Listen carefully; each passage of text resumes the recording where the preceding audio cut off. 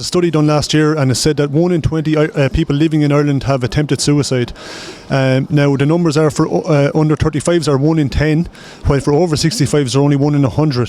So there's a big disparity between the younger generations and the older generations. So what do you think might be causing some of the causes and the factors of the younger generation attempting suicide so much more? Possibly just pressures of life, maybe. The older people are more settled. Maybe drugs or alcohol and that type of thing. And 1 in 20 people have admitted to attempting suicide in their life. 1 in 20 Irish people, with one particular survey. Wow. And they said that for under 35s it's as high as 1 in 10. Wow. And for over 65s it's 1 in 100. So there's a big disparity between the younger generation and the older generation. So what do you think might be some of the causes and factors that the older generations seem to be much more resilient than the younger generations? I wouldn't say that they're more resilient. I would say that the stresses that they've faced are very different to our generations. And the struggles that our generation faces are probably due in no small part to an imbalance in availability of ease of lifestyle. We now face, for example, the over 65s. At the time when they were in their heyday, as it were, starting a family, a single income family could afford to have a household and raise children without overt stress, have one of the parents minding their children at home, and that is not really available to anyone today. Even high-paying professionals tend to need two family income in order to be able to sustain that, which adds an enormous amount of stress and a lack of, I suppose, sense of pride and fulfillment in life. And so a lot of our generation are very disenfranchised and lost. And so I think that's to me would seem like the biggest contributing factor there. So what do you think might be some causes or some factors that are leading to the younger generations to have such a high rate? I have an opinion on this. I think it's social media basically, and people's addiction to their phones, and this kind of constant. So I think it's on two different levels. So one, people's sort of. It's that constant gratification of getting pings and stuff. So and then kind of viewing your own worth in terms of how other people view you, rather than having a strong sense of identity of who you are, and it's irrespective of whether people are slagging you off or bigging you up, it doesn't matter.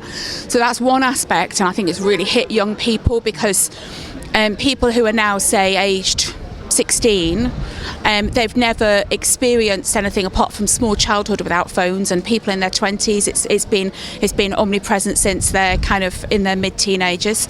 So I think that's really hitting in, and then people can feel very compared, and that really plays into, expectations of what they think they're expected to have done or how they expect to look or whatever.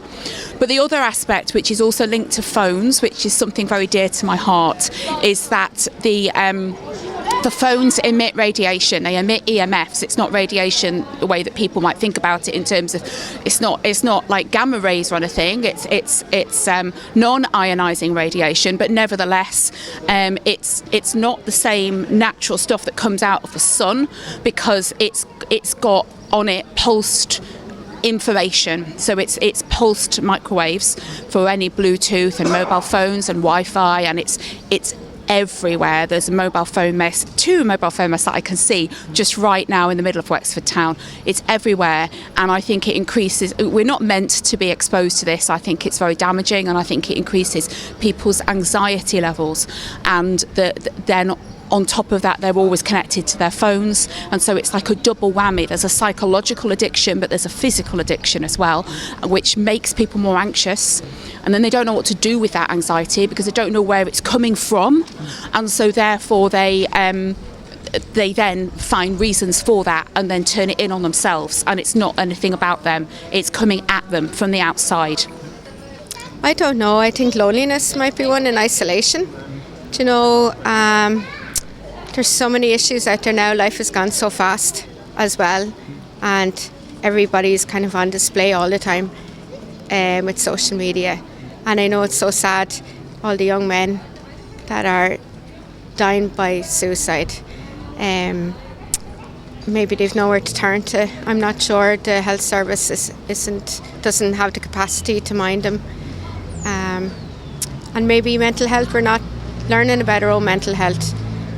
But I do know nowadays it's kind of out from COVID. There's more people talking about it, and the stigma isn't there, even though it is still there. People don't want to show their emotions or to think there's something wrong, but everyone's starting to talk about it lately. So what do you think might be some of the causes or factors that are leading to such young people attempting suicide so much? Well, there's an even more interesting statistic, which is Lara McKee, the journalist who was shot. Lara McKee pointed out that between 1998 and 2014, more people died from suicide in Northern Ireland than had died from the Troubles. Now, with respect to the young people committing suicide, I don't know. I haven't been living here, but my guess it's something to do with a loss of meaning. We've had and that's classic. Emile Durkheim, his study of suicide, basically says it's called anomie. And ironically, what Emile Durkheim pointed out that the Irish at that point were starving to death but not committing suicide. In fact, he mentions Ireland in that famous work on suicide. So basically, really, young people are not being given any narratives that make sense at all. And you've had the church collapse. We've had these farcical non-elections with people refusing to give up power, and it's going to get worse and worse, particularly with homelessness. So what do you think might be some of the causes or the factors that are leading the younger generation to attempt suicide at 10 times the rate of the older generations? I think they're not getting out and mixing enough, really. And as well as that, they're after going through too much. They're after seeing everything at a very early age. That's my idea, anyway. Yeah. So what do you think might be some of the causes or factors that are leading the young people to attempt suicide? Well, it's obviously loss and despair, and but what causes that? It's like, I guess, a multitude of different reasons. Disconnection from a lot of society and family, and just isolation from community, from friends. I think it's really down to a lack of faith and a lack of hope in the country in general. So the older people, they have their religious beliefs and faith, and that keeps them strong, while the younger people don't have that. Yeah, that's it. Like, there is pockets of it around the country, but in general, like on a parish level, there's a real lack of faith. And I think where there's a lack of faith, there's a lack of God and lack of hope. Addiction problems be one thing, and pressures on young people today.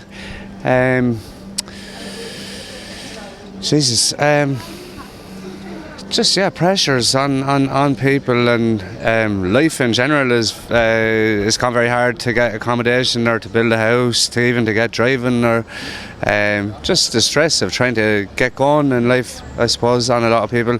And definitely addiction problems with other people just end up losing their families, everything, and they see no other way out, and that's it. Yeah.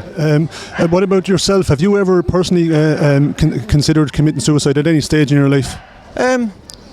It's a very, very close to the bone. Yeah, I have.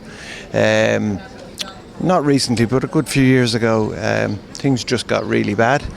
Didn't know where to turn, who to turn to. Had lots of friends, lots and lots of friends, but just felt so alone. You can be lonely in a full house, or lonely in a place full of people, that you just don't connect. You just disconnect from people.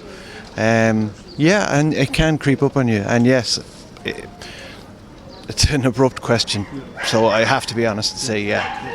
Have you ever in your lifetime considered suicide? No, I haven't. But I couldn't imagine having that feeling. Like, I felt depressed, but I don't think that was true depression. But I have family members that suffer depression. I know people who have attempted it, and I know people who have done it, and it's very sad. And what about yourself? Have you ever considered in the past suicide? No, thank God, no. I would have actually in the past, before I came back to my faith, 13 years ago. And what helped you to come through that situation? My mother's prayers. But have you ever considered suicide at any time in your life? Not a bit in the wide world, no. And what age are you? I'm 77. Have you ever considered suicide at any point in your life? I actually have. I myself have suffered from deep levels of PTSD. I had a near-death experience 10 years ago, and I fell 50 foot off a cliff. When I was at university at one point, I remember feeling quite low and cycling past on my way from university to where I was living. I was cycling past every day a travel agents, and there were always like offers in the window, you know, go to Thailand for 500 quid or you know, go to Spain for 100 quid or whatever it was. And I remember cycling past and always thinking, if I ever felt like I couldn't carry on, just walk into that estate agent's and buy a ticket to wherever, just get out. So I kind of had, I always had that as my, I was quite low at the time, but I never did feel that low. But I remember thinking that would be my strategy, that if you feel like you need to get out, well, just get out from the place that you're in at that moment in time, rather than thinking it's your life. It's not your life, it's just the circumstances around you at that moment. But no, I haven't really considered it ever, no. In your life, have you ever went through a period where you've considered committing suicide? No, but my mother killed herself. So it was one of these classic cases from the time where basically it wasn't registered as a suicide. And so they took in a doctor, literally pulled off the street, a Dr. Coughlin, who appointed himself acting coroner for West Clare for that day. The post existed for just one day. Now, it's kind of, so there were a lot of suicides like hers on the books back then, and they just weren't ever registered. So we don't know what the suicide rate was back then. I know that Brian Inglis has made the same point, that a lot of suicides were just simply not registered as such. Yeah. And what about yourself? Have you ever considered, at any point in your life, considered suicide? I haven't, no. Have you, at any time in your life, have you ever considered suicide? No, not seriously. You know what I mean? You get sort of like down and pissed off and sort of like, but no, I wouldn't say I ever seriously considered suicide.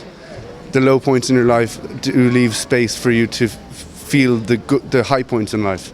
And but I have, and in great part due to physical pain, and even, for example, I've used cannabis a lot of my life to manage my own pain, and society looks down on that terribly. And even that itself, you find that people who are in a position where they're just trying to get by, and they're trying to feel good about themselves, and then they become victimized in many aspects of society and culture.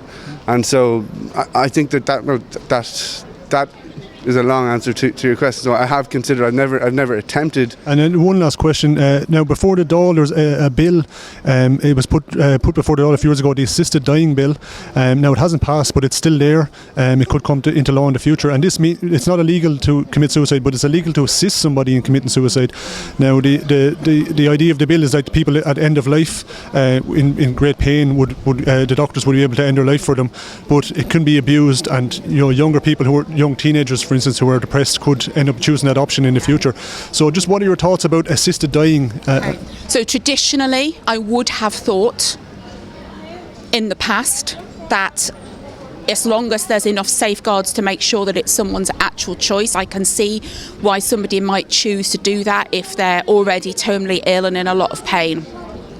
Or obviously some people are in a lot of mental pain if they've got mental health illnesses, but then they wouldn't be able to, ideally access that, because of course then that could be temporary, and it's not fair because they're not in full control of their own thoughts, and it wouldn't be therefore fully informed consent, just like it wouldn't with a child, or it wouldn't with somebody who had like a low level of intellect due to like a learning disability. However, I've seen what's happened in Canada, and what's happening in Canada right now is the safeguards are not in place. People who are poor are being it's almost marketed, and it has been marketed. There was a woman who chose to do this, who then was filmed and was part of an advertisement for clothes, of all things. Like, how on earth would that pain that somebody was in make you want to buy clothes. It's just obscene. So consequently, having seen how that is kind of the safeguards aren't in place, it's being allowed for children. So now I've changed my viewpoint, because although I think in a very, very small contained, I can understand the argument for a very small number of people, but I think that once you allow it, then it's opening Pandora's box, and actually we should be preserving life and enabling support for people who feel like that. That's what a society should be doing, not enabling them to finish their lives. That's my viewpoint now. Seeing how it's been abused and how easy it is to be abused.